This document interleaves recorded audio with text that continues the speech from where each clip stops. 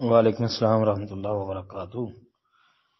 یہ جو روایت ہے نا، میری امت میں سے ایک گروہ دمشق یعنی دمشق کے دروازوں اور اس کے اطراف اور بیت المقدس اور اس کے اطراف میں ہمیشہ دشمنوں سے جنگ کرتا رہے گا۔ جو شخص ان کو رسوا کرنا چاہے گا یا ان کی مخالفت کرے گا وہ ان کو نقصان نہیں پہنچا سکے گا۔ وہ حق پر قائم رہیں گے حتیٰ کہ قیامت آ جائے گی۔ اچھا جی،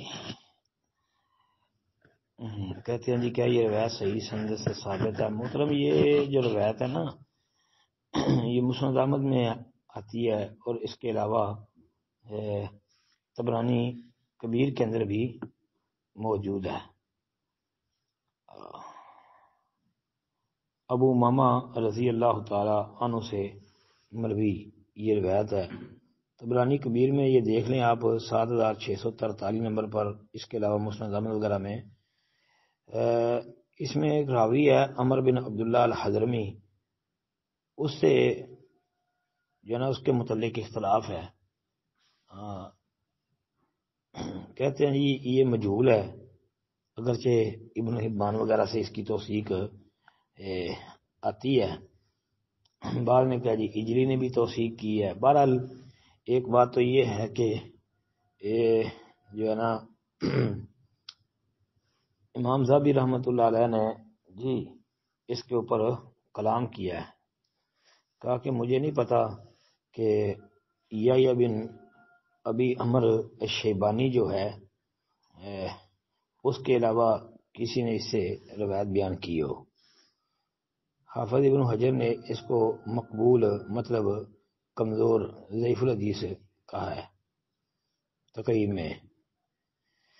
اچھا، بہرحال یہ جو ہے نا حضرمی عمر بن عبداللہ الحضرمی، اس کی جہالت کی وجہ سے یہ روایت میں کلام ہے، کیونکہ علامہ حیثمی رحمۃ اللہ علیہ نے مجمع الزوائد میں جلد 7 صفحہ 288 پر اس روایت کی تخریج کی ہے اور یہ کہا ہے کہ اس کو امام طبرانی نے بیان کیا ہے اور اس کے راوی جو ہیں وہ ثقہ ہیں۔ ساتھ فرماتے ہیں کہ وہ فیہ، اس میں ایک راوی حضرمی ہے، میں اس کے متعلق نہیں جانتا، مجھے نہیں پتا۔ مطلب یہ ہوا کہ ان کے نزدیک بھی یہ مجہولی ہے۔